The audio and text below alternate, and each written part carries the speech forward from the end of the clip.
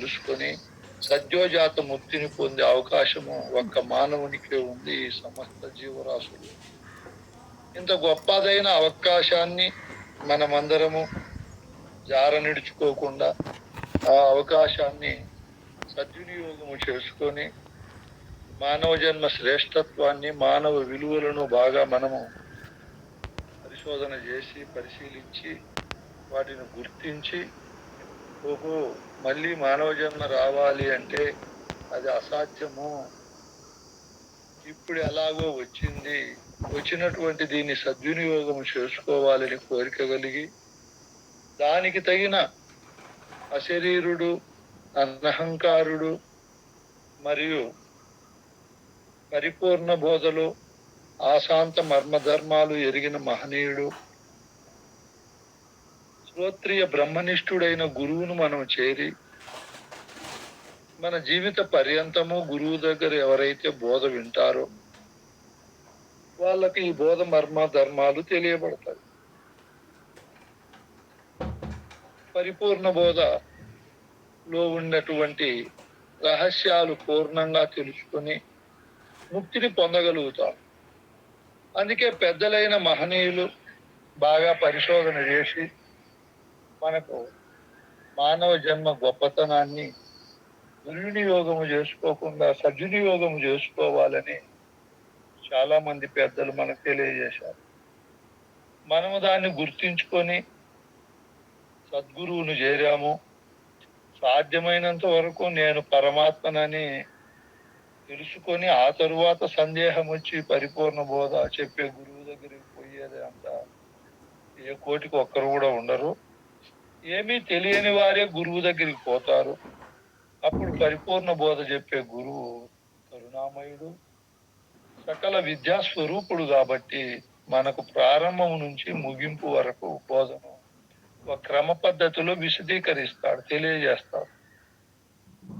ఇక్కడ చాలా మంది సాంఖ్యం ఎందుకు, తారకం ఎందుకు, ఉన్నది పరిపూర్ణము లేనిది ఎరుకు కదా, అవి తెలుసుకొని ఉంటే సరిపోతుంది. ఆ చీకు బోధలు ఎందుకు, ఫలానా గురువు సాంఖ్యము బోధించే గురువు కాదు, తారకం బోధించే గురువు కాదు అని ఫలానా చోట చెప్పారు, ఆ బోధలు ఎందుకని అంటారు.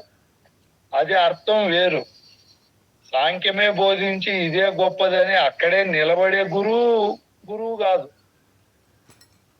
తారకం బోధించి ఇదే గొప్పది అని యోగ మార్గములో కుండలి యోగాన్ని మరియు జ్ఞాన మార్గంలో సచక్ర విచారాన్ని జ్ఞానేంద్రియాల్లో తెలియజేసి అక్కడే నిలబడిపోతే ఆయన గురువు కాదు. ఇక్కడ ఏం చెప్పారు పెద్దలు, అవన్నీ చెప్పుకుంటూ పోయి ఆ తరువాత పరిపూర్ణాన్ని, ఎరుకను బాగా విచారించి ఎరుక భ్రాంతిని విడిపింపజేసేది చెప్పారు. దీన్ని మనము మనసులో ఉంచుకొని పెద్దలు చెప్పింది బాగా విని ఆలోచన చేసి అవును కదా అని నిర్ణయానికి వచ్చినప్పుడు మనకు తెలియబడతారు. ఎన్నో కోణాలలో ఎరుక భ్రమలతో భ్రాంతులతో నిండి ఉంటుంది. ఎరుక లేదన్నమంతా మాత్రాన అది లేకుండా పోదు. ఆశాంతము దాన్ని విచారించి ప్రతి చోట దాన్ని బాగా పరిశోధన చేసి అది ఏ విధంగా అక్కడ బలీయమై ఉందో ఆ కీలు ఎరిగి అక్కడ దాని యొక్క బలాన్ని బలహీనపరిచే బోధన గురువు ద్వారా విన్నప్పుడే అది కాల ప్రవాహములో మెత్తబడతారు. అందుకే మన పెద్దలైన వారు అద్భుతంగా బోధ చెప్పారు. మరి కందార్థాల్లో ఈ బోధలన్నీ లేవు అంటే పరశురామ నరసింహదాసు గారు సోదరుడు పరశురామ సీతారామస్వామి, వాళ్ళిద్దరూ భావతి కృష్ణ ప్రభువులకు గురు సమానులు. ఆ స్వామి చెప్పాడు కదా బోధ క్రమం అంతా, నేను మళ్ళీ అదంతా చెప్తే బాగుండదని ఈ పరశురామ నరసింహదాస్ స్వామి చెప్పినటువంటి బోధకు అతీతంగా ఇదంతా పరిశోధన చేసి దీని ఫలాలు సంపూర్ణంగా మనము అనుభవించినప్పుడు ఆ తరువాత బోధించే బోధ అది. ఆయన అందుకు చెప్పలేదు. ఈ భద్రాజ రామశతకం చాలా పరిశోధన చేసి నేను పరమాత్మనని పరమాత్మ స్థానాన్ని అలంకరించి చాలా కాలం పరమాత్మ సుఖాన్ని అనుభవించి ఏదో ఒక సందర్భంలో ఆ పరమాత్మకే సందేహం వస్తే బోధించేది పరిపూర్ణ బోధ. కానీ ఒక చోట ఒక కథ చెప్పారు పెద్దలు.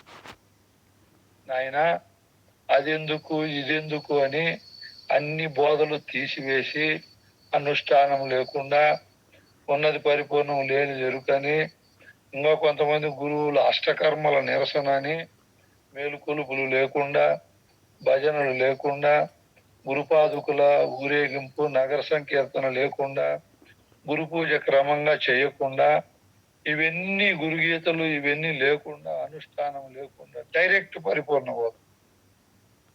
ఇవన్నీ ఎందుకు పెట్టారు మన పెద్దలు సిద్ధాంతకర్తలు?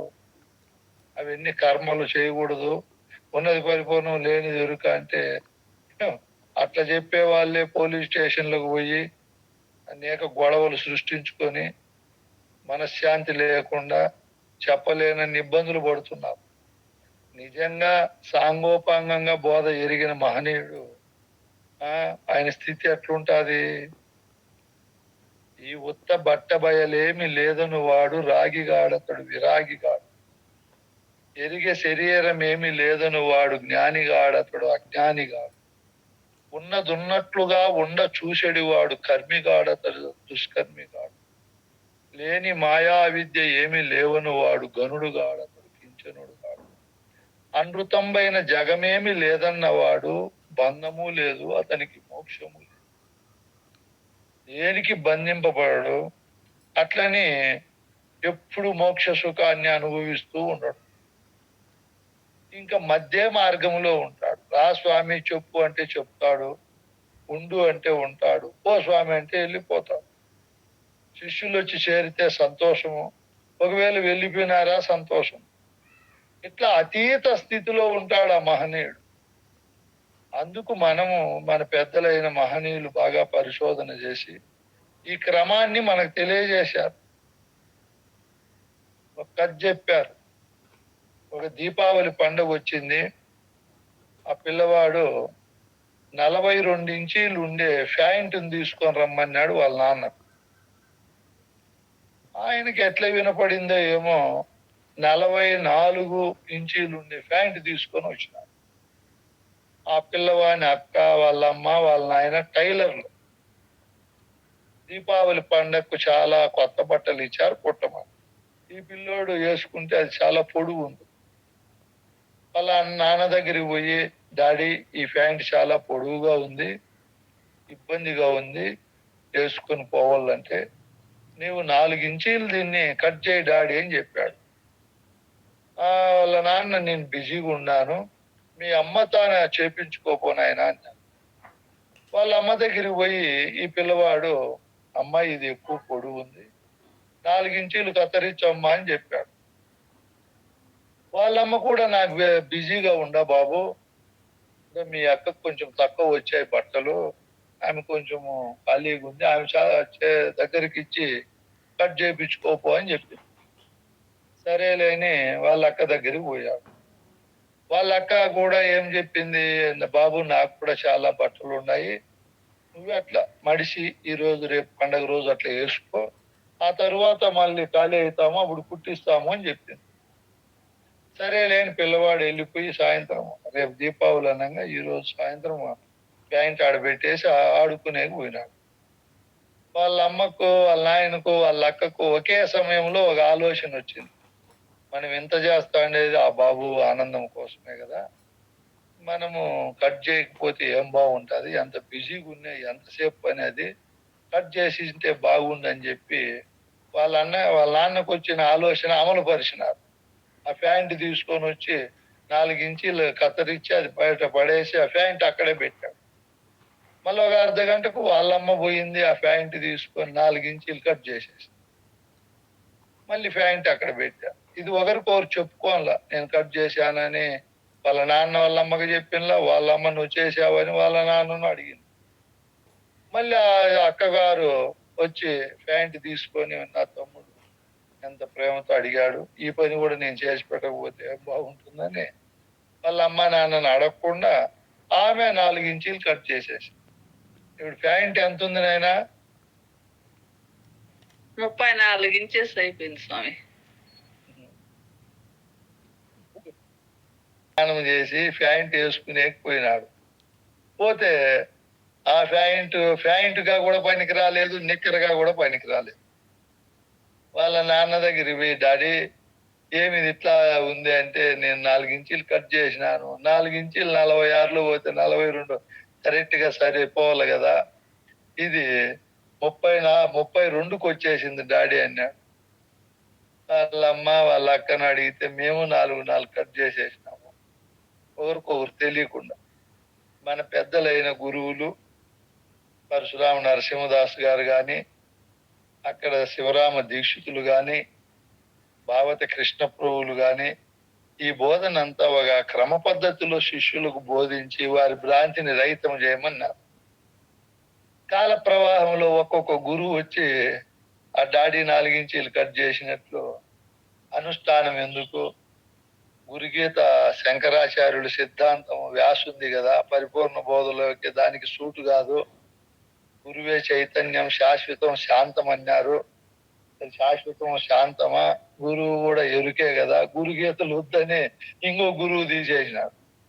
ఇంకో గురువు వచ్చినాడు, సాంఖ్యం తారకం అమనస్కం ఎందుకు, మనది డైరెక్ట్ బోధ, మాది విహంగ మార్గము, పిపియలక మార్గము కాదు కదా అని చెప్పి ఇట్లా తీసేసుకుంటా జపతప యజ్ఞ యాగాది క్రతువులు చేయకుండా నిర్ణయించుకొని నేను లేననే భావనతో ఇంకా నిర్మల హృదయంతో ఉన్నాడు, సందేహరహితంగా ఉన్నాడు, సంశయరహితంగా ఉన్నాడు. నిత్యుడై అంటే పరిపూర్ణమై ఉన్నాడని కాదు, ఇక్కడ భావము నిత్యమైపోయింది, ఇంకా భావములో మార్పు లేకుండా ఉంది. వానికి సాటెవరు నాయనా అని చెప్పారు. ఈ విధంగా మనము 2 సత్యాలను పాటించాలి, రెండింటిని పాటించాలి. ఇక్కడ ముందు చెప్పుకున్న బ్రహ్మచర్యములో కూడా మనము మొదటి బ్రహ్మచర్య ఆశ్రమము లేము, మనం గృహస్థాశ్రమములోనే ఉంటాము. గృహస్థాశ్రమములో ఉండి ఇప్పుడు నాకు భార్య చనిపోయింది, భార్య లేదు, లేదా భర్త చనిపోయిన వాళ్ళు ఉంటారు, వాళ్ళు ఇంకా బ్రహ్మచర్యం పాటించాలి.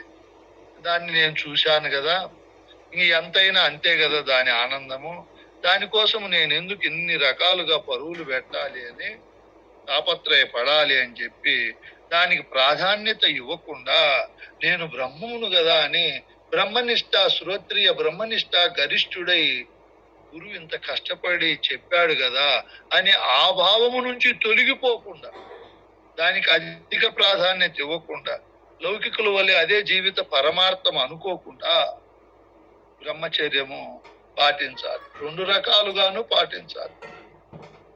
వివాహమైన తరువాత భార్యాభర్తలు ఉండినా కూడా కాల ప్రవాహంలో దానికి అధిక ప్రాధాన్యత ఇవ్వకుండా దీనికి అధిక ప్రాధాన్యత ఇవ్వాలని మన శృతులన్నీ కూడా చెబుతున్నాయి. దాన్ని మనం ముందుంచుకొని ఆ వ్రతాన్ని బాగా చక్కగా పాటిస్తూ సత్యవ్రతాన్ని కూడా పాటించాలి. ఎక్కువ మాట్లాడకుండా తక్కువగా మాట్లాడుతూ, ఆ మాటలు చాలా విలువలతో కూడి ఉంటూ సత్యముతో ఉండాలి. ఇంకా మనము పరిపూర్ణమే సత్యమని ఎరుక అసత్యమని ఎరిగిండే మనము ఎట్లా వాళ్ళు చెప్పింటే అట్లే ఉండిపోవాలి, చలనమే ఉండకూడదు. అంత గొప్ప సత్యవ్రతాచారాన్ని మనం పాటించాలి. అట్లా పాటిస్తేనే ఫలప్రదం అవుతుంది, ఉపయోగకరం అవుతుంది, లేదంటే ఉపయోగకరం కాదు. పరిపూర్ణ బోధ నేర్చుకున్న తరువాత పరిపూర్ణమే సత్యము, ఎరుక అసత్యమని బాగా దృఢమైపోవాలి. మనం ఇట్లా లౌకిక సత్యవ్రతాచారము ఉండాలి, పారమార్థికంగా గురువు చెప్పిండే పరిపూర్ణమే సత్యమని ఆ సత్యమైన పరిపూర్ణాన్ని మరవకుండా నేను అసత్యము, నేను 3 కాలాల్లో లేనివాడని తను తాను గుర్తించాలి. ఈ విధమైనటువంటి పద్ధతుల్లో ఈ వ్రతాలు చక్కగా పాటిస్తే మనకు బోధ చెప్పిన గురువుకు కీర్తి ఉంటుంది. రెండవది ముఖ్యంగా స్థితి బాగుంటుంది, అలజడి ఉండదు, హృదయం నిర్మలం అవుతుంది.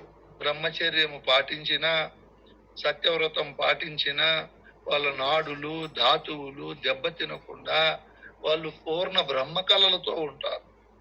ఇవన్నీ ముందు చూపుతోనే మనకు కపిలుడు తెలియజేశాడు. ఓహో, బ్రహ్మచర్యం అంటే ఇలా ఉండాలి, సత్యవ్రతం అంటే ఇలా ఉండాలి. దీని తరువాత మూడవది అహింస. హింస అంటే తాను బాధపడుతూ అందరినీ బాధ పెట్టడం. ఇది రెండు రకాలుగాను ఉంటుంది. బయట హింస చేయడము ఒక రకం, లోపల తన ఆత్మ తాను హింసించుకోవడము ఒక రకం. రెండు రకాల హింసలు లేకుండా అహింస వ్రతాన్ని పాటించమని మన పెద్దలు తెలియజేశారు.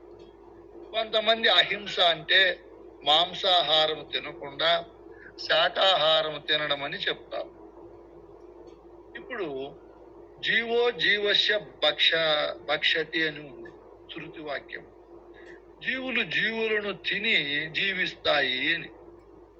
మేము మాంసము తినము, అహింస వ్రతం చేస్తాము, అహింస వ్రతమే గొప్పది అని మన గాంధీ మహాత్ముడు అహింస వ్రతాన్ని చెప్పేవాడు.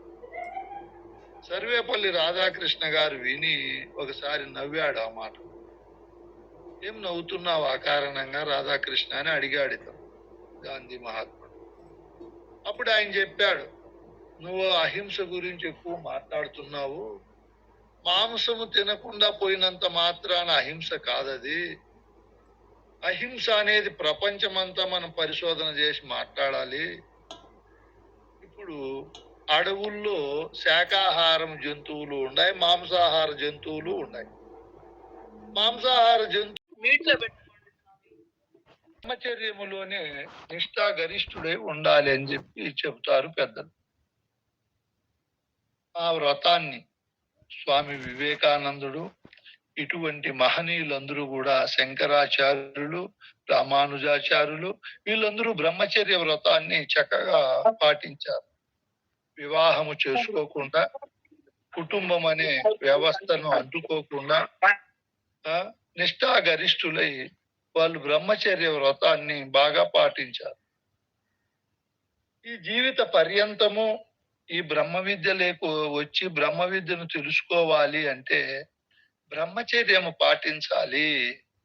మళ్ళీ కుటుంబము, భార్య, పిల్లలు ఉంటే ఆ లంపటలో, ఆ విషయ లంపటలో పడిపోయి గురుబోధను మరిచిపోయే అవకాశం ఉందని పెద్దలు ఆ గృహస్థాశ్రమ ధర్మానికి సుదూరంగా ఉంచుతూ కేవలం మోక్ష సుఖాన్ని అనుభవించేకి ఏ ప్రతిబంధకాలు లేకుండా ఉండాలని చెప్పి వాళ్ళు బోధిస్తారు.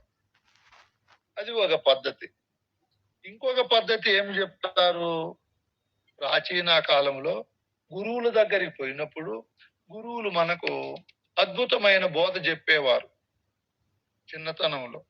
ఇప్పుడు ఉండే సైన్సు, సోషలు, లెక్కలు, గణితము ఇట్లా బోధలు కాకుండా అనేక నీతి శాస్త్రాలు, ధర్మశాస్త్రాలు ప్రబోధిస్తూ బ్రహ్మం అంటే ఏమి నాయనా, ఇదిగో అన్నిటికంటే గొప్ప వస్తువు బ్రహ్మం అంటే, ఆ బ్రహ్మం అనే వస్తువు నీవై ఉన్నావు, ఆ అన్నిటికీ ఆధార అధిష్టానంగా ఉండే బ్రహ్మమును నేను, ఆ బ్రహ్మం అనే నేనును మరవకుండా దానితోనే ఎప్పుడు చరిస్తూ అదే భావ స్థితిలో ఉంటూ ఆ సుఖాన్ని అనుభవించు అని చెప్పి ఇంకొక పద్ధతిలో బ్రహ్మచర్యాన్ని చిన్నప్పుడు గురువులు బ్రహ్మం అంటే ఏమో తెలిపి దాంతో చరిస్తూ ఉండమని, కొంతకాలానికి ఇంటికి వెళ్ళి తల్లిదండ్రులు చెప్పిన కులకాంతను వివాహం ఆడి నేను బ్రహ్మమునని మరవకుండా గృహస్థాశ్రమంలో ఉంటూ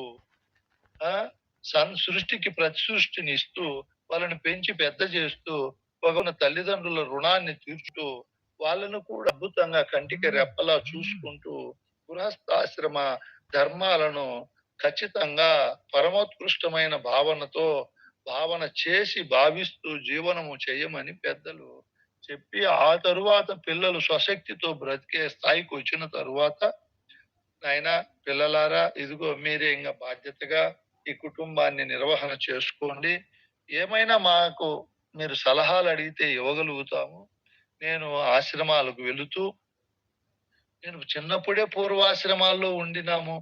ఇప్పుడు ఉత్తరాశ్రమాలు. జీవితము ముగింపుకు వస్తా ఉంది. మళ్ళీ పెద్దలను చేరి, ఆ పైన బోధను విచారిస్తూ మేము ఉంటాము అని జెప్పి, వనప్రస్థము కొంతకాలము చేసి, ఇంక పిల్లలందరూ ప్రయోజకులైపోయినారు. మా పైన భారం లేదనుకున్న తరువాత, ఇప్పుడు వాళ్ళు సన్యాసములేకి పోతారు. మళ్ళీ కుటుంబంతో, బంధుబాంధవులతో సంబంధం పెట్టుకోకుండా సన్యాస దీక్షను తీసుకొని అన్నింటినీ భావములో సన్యసించి తాను పరమాత్మననే భావనతో ఉంటారు. ఇది ఒక క్రమము. ఇంకా మన పరిపూర్ణ బోధ ప్రకారము నాయనా అందరూ పెళ్లిళ్ళు చేసుకోకుండా బ్రహ్మచర్యాన్ని పాటిస్తే ప్రపంచం ఎండిపోతాది. మళ్ళీ సృష్టి నిలబడదు. సృష్టి వినాశనం అవుతాది. బ్రహ్మచర్యం అంటే అది కాదు. అది తప్పు. మనం స్వశక్తితో బ్రతకాలి. భార్యా పిల్లలతో మమేకమై వ్యాపారమో, వ్యవసాయమో, ఉద్యోగమో ఏదో కూలి పనో చేసుకొని జీవితాన్ని నేను బ్రహ్మమునని తెలుసుకొని బ్రహ్మనిష్టలో ఉంటూ గృహస్థమనే ధర్మాన్ని ఆచరించమని మన పెద్దలు చెప్తారు. ఇది అన్నిటికంటే గొప్పదైన మాటలివి. ఎందుకంటే మనం గురువు దగ్గరికి వెళ్ళినప్పుడు గురువు గారు త్రివిధ దీక్షలు ఇస్తాడు మనకు. దృగ్దీక్ష, స్పర్శ దీక్ష, వాగ్దీక్షలు ఇచ్చి ఈ 3 దీక్షల ద్వారా మనకు బ్రహ్మం అంటే ఏమో చెప్పి తన హస్తమును మన మస్తకం పైన పెట్టి గురువు గారు అక్కడ బ్రహ్మం అంటే సూచన చేస్తాడు. అప్పుడు మనకు తెలిసిపోతాది. ఓయమ్మ బ్రహ్మం అంటే ఈ వస్తువు అని ప్రత్యక్షానుభవం అవుతాది. ఇప్పుడు నేను బ్రహ్మమునని తెలుసుకున్న తరువాత నువ్వు దానితోనే ఛేదించాలింక. మళ్ళా జీవగుణాలు, దేహగుణాలు, ప్రాణగుణాలు, మనోగుణాలు, అజ్ఞాన, అవివేక, అభిమాన, అనురాగాలతో మమేకమై నీవు మహా చీకటనే అంధకారములో జీవించకూడదింక. ఎన్ని రకాలుగా ఉపద్రవాలు వచ్చినా సృష్టిలో నేను బ్రహ్మమునని మరవకుండా హృదయములో బ్రహ్మమనే మహా కళా స్వరూపుడవై ప్రకాశించమని గురువు మనకు సెలవిస్తాడు. అది తెలుసుకున్న తరువాత నాకు లక్షణము మరియు పంచకోశ విలక్షణ లక్షణము, సాంఖ్య లక్షణము, తారక లక్షణము, అమనస్క లక్షణము, మహావాక్య లక్షణము మరియు వార్తిక్య లక్షణము, ఆత్మ అనాత్మల లక్షణ బోధలు ఇట్లా అనేక రకాలుగా ఆ ముద్రలైన తరువాత లక్ష్య సాధనలు ఎన్నో బోధిస్తాడు గురువు. మనకు ఒక లక్ష్యం అన్నా కూడా తెలియదు. ముద్ర అంటే తెలియదు. ఏమీ తెలీదు. ఈ విధంగా గురువు బోధించి ఆ తరువాత జీవేశ్వరైక్య సంధానము చేస్తాడు శిష్యులకు. చేసిన తరువాత ఇప్పుడు పూర్ణ భావంబు గురువు గారు శిష్యునికి బుధులు మెచ్చేటట్లు, బుధులు అంటే పరిపూర్ణ బోధ ఎరిగిన పెద్దలు, అశరీరులు, అనహంకారులు, సమస్త విద్య ఎరిగిన మహనీయులు మెచ్చుకునేటట్లు గురువు శిష్యుని తయారు చేస్తాడు. ఇప్పుడు శిష్యునికి ఇన్ని విద్యలు చెప్పలేదనుకో, ఎవరన్నా తటస్థమయ్యి ఏది నువ్వు సాంఖ్యం చెప్పు అంటారు. చెప్పలేదనుకో, ఓహో ఈ పరిపూర్ణ బోధ మార్గస్థులకు సాంఖ్యం తెలియదు, తారకము తెలియదు, ఏదో ఉన్నది పరిపూర్ణమంట, లేనిది ఎరుకంట, ఆ రెండు వదులుకుంటా ఉంటారని తక్కువ అంచనా వేస్తారు. వాళ్ళు తక్కువ అంచనా బేసేకి మనం నేర్చుకోవాలని కాదు ఇక్కడ ముఖ్యంగా.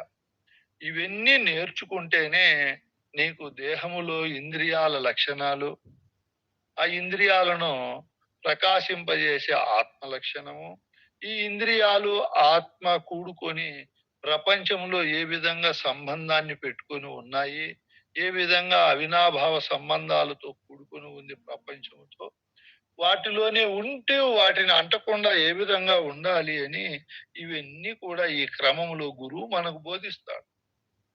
కాబట్టి మనం ఈ అవకాశాన్ని సద్వినియోగం చేసుకొని ఉన్నది పరిపూర్ణం లేనిది ఎరుక అని ఆ 2 మాటలే కాకుండా సాంగోపాంగంగా బోధను మనకు మన పెద్దలు చెప్పారు కాబట్టి మనము క్రమంగా వినాలి. ఇది ఒక మంచి అవకాశం మనకు. దీన్ని సద్వినియోగం చేసుకోవాలి. బాగా శ్రవణము చేయాలి. దాన్ని బాగా మనన చేయాలి. దాన్ని బాగా నిధిగా పెట్టుకోవాలి. అదే ధ్యాస చేయాలి. అప్పుడు మన పెద్దలైన శివరామ దీక్షితాది గురువులు ఏ స్థితిని పొందారో మనం కూడా పొందుతాం. అట్లా మనమందరము పొందాలని ఆ సద్గురు కరుణా కటాక్షాలు మనపైన ఎప్పుడూ ఉండాలని నేను ఆశిస్తూ, ఆశీర్వదిస్తూ, ఇప్పుడు గురుడు బోధించే క్రమంలో మనకు అష్టాంగ యోగాలు పెట్టారు. యోగము అంటే కలిసిపోవడం. 2 లేకుండా ఒకటిగా మారిపోవడం. ఇప్పుడు మనము ద్వైత భావనతో ఉన్నాము. బోధ ఎరగనప్పుడు నేను వేరు, దేవుడు వేరు, ఈ ప్రపంచం వేరు, ఆ దేవుడు సర్వజ్ఞత్వ గుణాలతో ఉన్నాడు. ప్రపంచం మోహింపజేసే స్థానములో ఉంది. నేను మోహింపబడే జీవుడును. ఈ మోహాన్ని తెంచుకొని పోవాలంటే అంత సులభము కాదు అని మానవుడు ద్వైత భావాలతో ఉన్నాడు. ఈ ద్వైత భావాన్ని పోగొడతాది ఈ అష్టాంగ యోగాలు. ఎవరైతే వీటిని విని అర్థం చేసుకుంటారో ఆయన మహాయోగి అవుతాడు. అతి ప్రాచీనకనే మానవుని ఉత్తమ జాతిగా మంచి పురుషోత్తమ స్థానములో ఉంచి ఈ సృష్టిలో ఉన్నతమైన మహోన్నతమైన వ్యక్తిత్వంగా తీర్చిదిద్దుతాది అష్టాంగ యోగ భావాలు. ఇది అద్భుతమైన బోధ. మనమందరము దీన్ని శ్రద్ధగా విని మన జీవితానికి అన్వయించుకొని దీనితో మమేకమై మనం జీవించాలి. ఎందుకు అన్నప్పుడు చెప్పాడు గురువు గారు, అష్టాంగ యోగాలలో కపిలుడు యమము, నియమము, ఆసనము, ప్రాణాయామము, ప్రత్యాహారము, ధ్యానం, ధారణ, సమాధి అని ఈ అష్టాంగ యోగములు 8 చెప్పాడు. ఇందులో యమము అంటే జీవితం అంతా పాటించేటివి. నియమము అంటే రోజు పాటింపవలసినవి. జీవితం అంతా ఏం పాటించాలి మనము యమములో అన్నప్పుడు ఆ మహనీయుడు చెప్పాడు. బ్రహ్మచర్యము, సత్యము, అహింస, ఆస్తేయము, అపరిగ్రహము. నియమము ఈరోజు ఏం పాటించాలి అన్నప్పుడు ఆయన శౌచము, సంతోషము, మౌనము, తపస్సు, ఈశ్వర ప్రణిధానము, స్వాధ్యాయము, మైత్రి, కరుణ ఇవన్నీ ఉండాలి అని చెప్పాడు ఆయన. ఇంకా ఆ తరువాత ఆసనము, ప్రాణాయామము, ప్రత్యాహారము, ధ్యానము, ధారణ, సమాధి వీటన్నింటినీ విశేషంగా మనకు తెలియజేశారు. ఇప్పుడు మనము యమములో అంటే యమము అంటే జీవితం అంతా పాటించేటి. ఇవి 2 రకాలుగా మన పెద్దలు చెప్పారు. మొదటిది బ్రహ్మచర్యము. మామూలుగా పెద్ద బ్రహ్మచర్యము అంటే పెళ్లి చేసుకోకుండా సందేహరహితంగా ఎరిగి బ్రహ్మనిష్ట గరిష్ఠుడై ఉండాలి. దానితోనే శరించాలి. ఇంక ఒక్కసారి సూచనైన తరువాత జీవితం అంతా మరవకూడదు. మనకు ఒకసారి ఈత నేర్చుకుంటే మర్చిపోము. ఒకసారి వివాహమైన తరువాత మర్చిపోము. మన పేరు మనం మర్చిపోము. అంటే ఇప్పుడు గురువు గారు ఒకసారి చెప్తానే, అమ్మ నేను బ్రహ్మమును, నేను ప్రాణము కాదు, ఇంద్రియాలు కాదు, మనోబుద్ధులు కాదు, మరియు ప్రపంచంలో ఏ భూతము నేను కాదు, వీటన్నింటినీ గుర్తించే శుద్ధ చైతన్యమైన సచ్చిదానంద పరమాత్మ స్వరూపుడును, సర్వసాక్షి స్వరూపుడును, నాకు మినహా ఇంకొక బ్రహ్మము లేదు అని పూర్ణానుభవం, నిస్సందేహ భావాన్ని పొంది మహనీయుడు అట్లుండాలి. నేను బ్రహ్మమునని బ్రహ్మముతోనే చరించాలి. ఇంకా ఒక్కసారి తెలుసుకున్న తరువాత ఇంకా జీవిత పర్యంతం అది మరవకూడదు. నేనే బ్రహ్మము. ఇట్లా బ్రహ్మానుభవం కలిగి బ్రహ్మముతో చరించాలి. మీకు అర్థం అది బ్రహ్మచర్యం అంటే ఏమి అని. పెళ్లికోకుండా సంఘానికి సుదూరంగా ఉంటూ బ్రహ్మచర్య ఆశ్రమంలో కఠిన నియమాలన్నీ పాటిస్తూ ఉండేది కాదు. అందరూ అట్లే మోక్షానికి అర్హులు అంటే ఇంక మనట్లోలమంతా ఏమైపోయేది, సృష్టి ఎండిపోతాది, అక్కడితోనే ఆగిపోతాది. అది కాదు వాస్తవమైన అర్థం. మనం సంసారం చేసుకుంటూ భార్య పిల్లలతో ఉంటూ గురువు దగ్గర ఈ క్రమం అంతా బోధ తెలుసుకున్నాం అనుకో, ఈ సంసారము గృహస్థము అనేది మన మోక్షానికి, మన వేదాంత పురోగమనానికి, పురోభివృద్ధికి ఏమాత్రము ఇది ఆటంకం ఉండదు. స్వశక్తితో బ్రతుకుతాం. గృహస్థ ఆశ్రమముతోనే మమేకమై బ్రహ్మచర్య ఆశ్రమ పరులు, వనప్రస్థాశ్రమ పరులు, సన్యాసి ఆశ్రమ పరులు, అతీతాశ్రమ పరులు, అవధూతాశ్రమ పరులు, ఈ సృష్టిలో ఉండే మిగతా మతాలు అందరూ, అన్నిట్లో ఉండే వాళ్ళందరూ కూడా గృహస్థాశ్రమాన్ని ఆధారముగా చేసుకుని జీవిస్తుంటారు. కాబట్టి అన్ని ఆశ్రమ ధర్మాల కంటే గృహస్థాశ్రమం ధర్మము గొప్పది, అనుభవపూర్వకమైనటువంటిది, చాలా ఫలప్రదమైనటువంటి ప్రయోజనకరమైన స్థితిని కలిగింపజేసేది ఇది. కాబట్టి మనము గృహస్థాశ్రమ ధర్మములో ఉంటూ అచల బోధ చెప్పే గురువును చేరి నేనే బ్రహ్మమును, నేనే పరమాత్మనని తెలుసుకొని ఆ తెలివిని మరవకుండా ఇంకెవరన్నా ఏమన్నా చెప్పిన చోటికల్లా మనము భావాన్ని తీసుకొని పోకుండా, నా గురువు కరుణామయుడు, నిస్వార్థపరుడు, ఫలాపేక్ష రహితంగా బోధ చెప్పే మహనీయుడు, మా గురువు చెప్పే మాటలన్నీ సత్యమై, బలీయమై, మరియు సందేహరహితమై, ఎన్నో యుగ యుగాల నుంచి వచ్చినటువంటివే మా గురువు చెబుతాడు అని గురువాక్యం పైన అత్యంత విశ్వాసము, నమ్మకము, దృఢమైనటువంటి పదిలమైనటువంటి భావము ఉండాలి మనం. ఓహో, గురువు నేననే వస్తువే బ్రహ్మం అన్నారు. వాస్తవంగా నేనే బ్రహ్మం ఆయన ఉండాను. నా బ్రహ్మం అనే తెరపైనే సృష్టి జరుగుతూ ఉంది.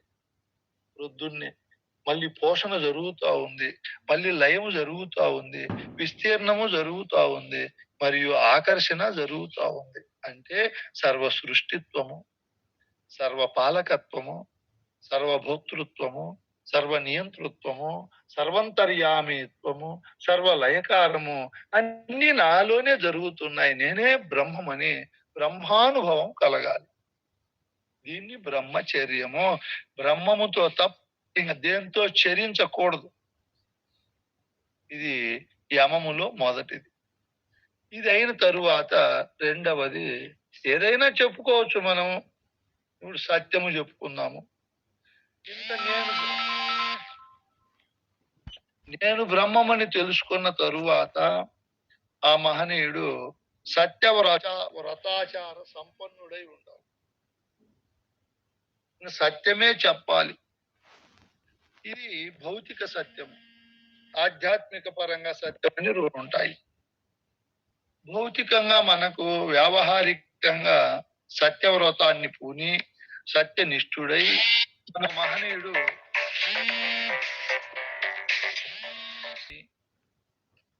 హరిశ్చంద్రుడి కథను మనకు, హరిశ్చంద్రుడు ఎట్లా వ్రతాన్ని పూని లోకానికి మార్గదర్శకుడయ్యాడో చక్కగా తెలియజేశారు పెద్దలు. మనమందరము ఇప్పుడు గురువు దగ్గర చేరినప్పుడు గురువు గారు పాలు పోసి ప్రమాణం చేపిస్తాడు. 3 మాటలు.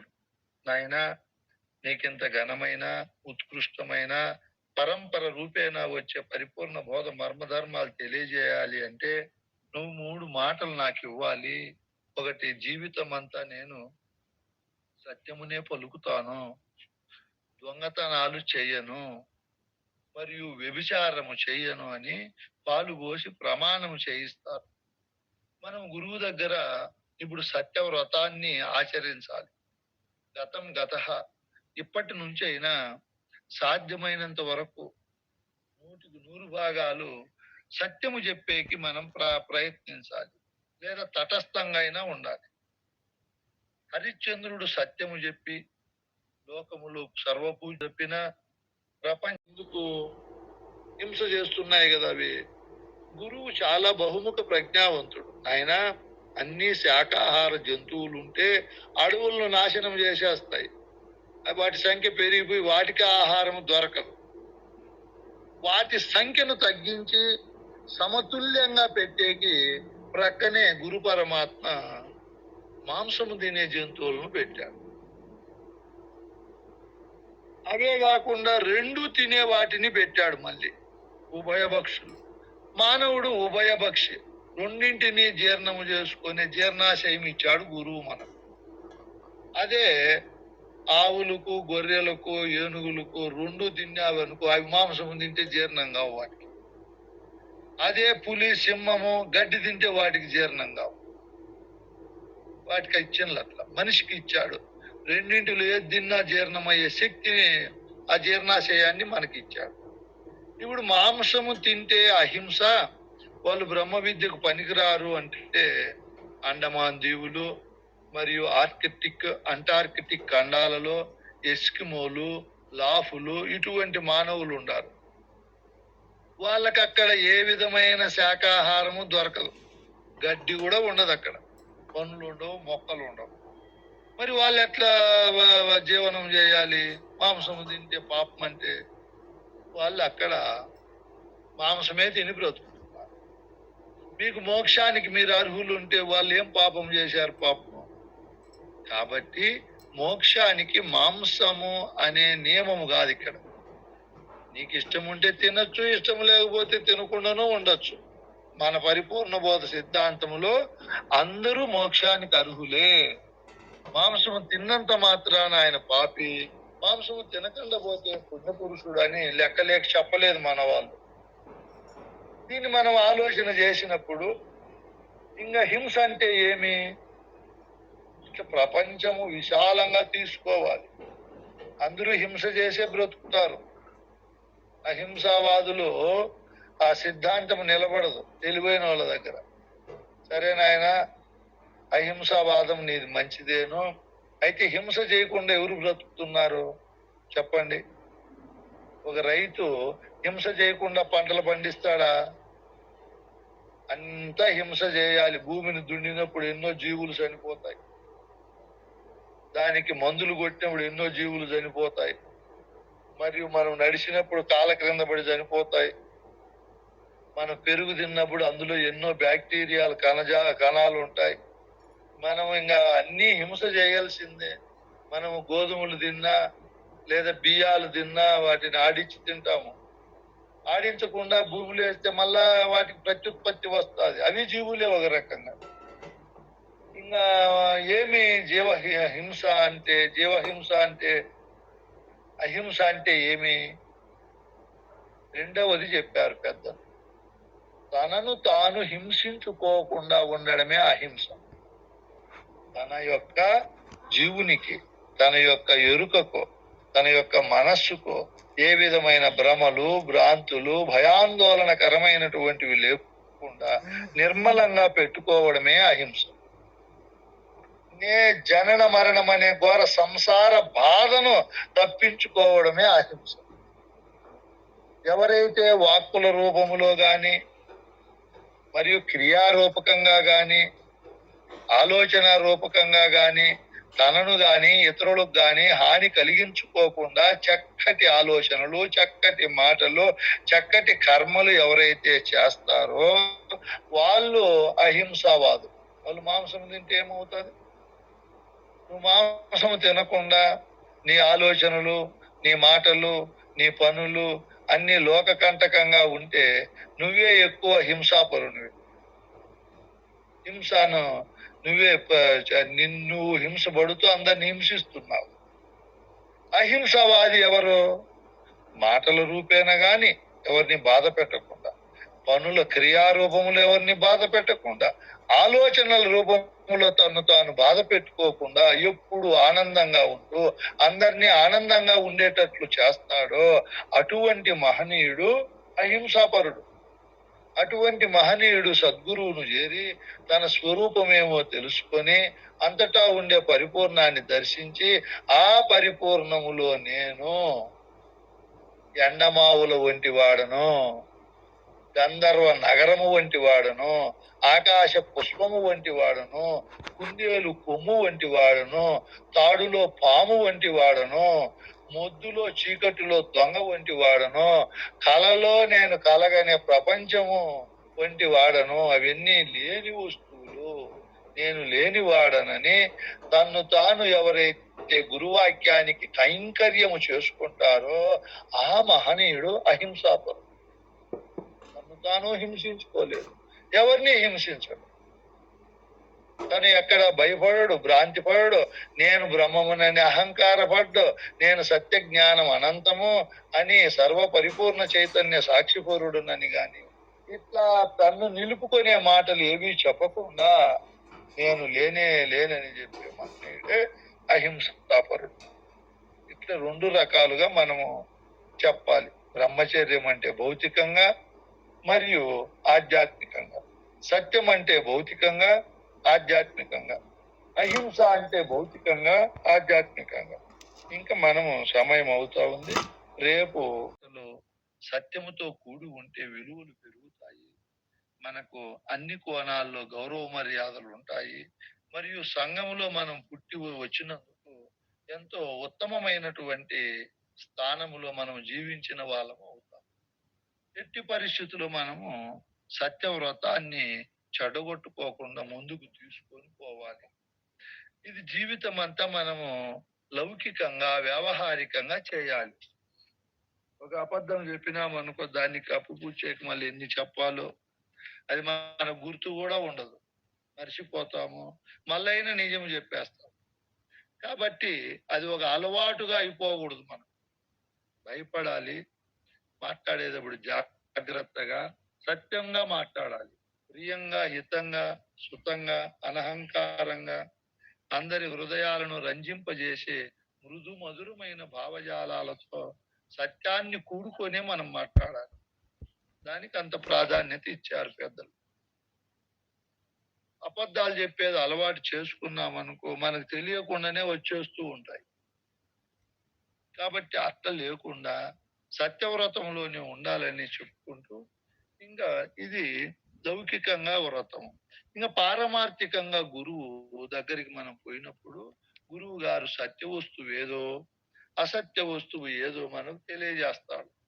ఈ క్రమంలో గురువు చెప్పిన సత్య వస్తువు పరిపూర్ణం, అసత్య వస్తువు నేననే ఎరుక, ఆ ఎరుకకు ఆవరణగా ఉండే శరీరము. ఈ రెండింటికి సత్తానిచ్చే జగత్తు, ప్రపంచం. ఈ మూడు అసత్యమే చెప్పారు పెద్దలు.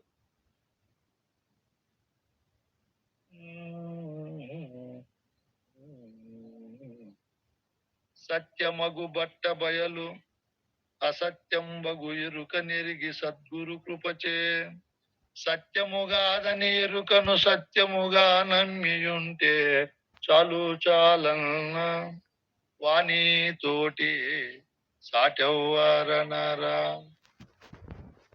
నిత్యానిత్యమూలానే నిర్ణయమిరుగాక నిత్యుడై ఉండేటి నిజబోధ ఎరిగితే చాలు చాలన్న వాణి తోటి సాటెవ్వరన్న. సత్యమగు బట్టబయలు, పరిపూర్ణ బోధ చెప్పే గురువు సత్యమైన వస్తువు ఏది అని శిష్యుడు అడిగితే బట్టబయలును చూపిస్తాడు. ఇది సత్యమైన వస్తువు నాయనా, ఈ సత్యమైన వస్తువులో మనము లేకనే వచ్చాము, కొంతకాలం ఉండి మళ్ళీ పోతాము, మన వలె వచ్చేది పోయేది కాదు పరిపూర్ణము, ఎప్పుడు ఉండేది అని గురువు గారు మనకు తెలియజేస్తారు. ఏమని? ఓహో, సత్యమైనటువంటిది బట్టబయలైనటువంటి పరిపూర్ణం, సందు లేకుండా సకల దేశాలలో సకల కాలాలలో సమస్త వస్తువుల యందు ఆది మధ్యాంత రహితమై స్వజాతి విజాతి స్వగత భేద శూన్యమై కదలక మెదలక వదలక మెదలక అది ఎక్కడ చూసినా నిత్యముగా తనకు తానే స్వతసిద్ధమై ఉంది. ఈ విధంగా స్వతసిద్ధంగా ఉంది అని తెలిసిపోతుంది. అనుభవంగా గురువు ప్రత్యక్షంగా చూపిస్తాడు. అప్పుడు సత్యమైన వస్తువు పరిపూర్ణమే. ఇది ఎంత ఉంది అంటే దీనికి ప్రారంభము, ముగింపు, మధ్యము అనేది ఉండదు. ఎక్కడెక్కడ చూస్తే అక్కడెక్కడల్లా ఉంది అది అని చెప్పి మనకు తెలిసిపోతారు. సత్యమైనటువంటిది పరిపూర్ణం, బట్టబయలు. అసత్యమైనటువంటిది ఎరుక. ఇంకా సత్యము కానిది ఏది? ఎరుక. ఎరుక అంటే నేననే పరమాత్మ. నేననే పరమాత్మ ఏ వస్తువును ఆశ్రయించుకొని ఉందో ఆ దేహము కూడా అసత్యమే. పరమాత్మ దేహము రెండు ఉండే ప్రపంచము అసత్యమే. ఈ క్రమంలో చెప్పాల మనం. తండ్రి సత్యమైతే కుమారుడు సత్యమవుతాడు. నేను సత్యమైతే మేను సత్యమవుతాడు. నేను మేను సత్యమైతే జగత్తు సత్యమవుతాడు. కాబట్టి ఇక్కడ ఈ మూడు అసత్యమే. ఇంక సత్యమైనది బయలు. ఇది సద్గురు కృపచే మనం విచారించాలి. మన స్వశక్తితో మనకు తెలియబడదు. దేహము ఏ విధంగా అసత్యము, దేహి ఏ విధంగా అసత్యము, ప్రపంచము ఏ విధంగా అసత్యమని గురువు గారు ఒక క్రమంగా మనకు బోధిస్తారు. బోధించి అర్థవంతము చేస్తారు, తెలిసిపోతారు. ఏమని? సత్యము కావివి, సత్యమైనది బయలు అని గురుకృప చేత ఎవరైతే ఎరుగుతారో వానికి సాటిగా ఈ భూమండలంలో ఎవరూ లేరు. వాళ్ళకు వాళ్ళే సాటి. భూమికి భూమే సాటి, ఆకాశానికి ఆకాశమే, సూర్యునికి సూర్యుడే సాటి, పరిపూర్ణానికి పరిపూర్ణమే సాటి. ఈ బోధన ఎరిగిన వారికి వారే సాటి. వారితో ఇంకొకటి పోల్చే కుదరదు. అంత మర్మధర్మము ఎరిగాడు మహనీయుడు. ఇక్కడ ఆ మాట చెప్పారు పెద్దలు. వారి తోటి సాటి ఎవరనరా? ఇంకెవరు వానితో సాటి? ఆయన ఎట్లుంటాడు? నిత్య అనిత్యములనే నిర్ణయం ఎరుగక, నిత్యము పరిపూర్ణమని, అనిత్యము ఎరుక, ఎరుకకు ఆవరణగా ఉండే శరీరము, ఇవి రెండు ఉండే ప్రపంచము అనిత్యమని ఇంక విచారించడు. నిత్య అనిత్యములనే నిర్ణయము ఎరుగక నిత్యుడై ఉన్నాడు. ఇంకా నిత్యుడు అంటే పరిపూర్ణమై ఉన్నాడని కాదు ఇక్కడ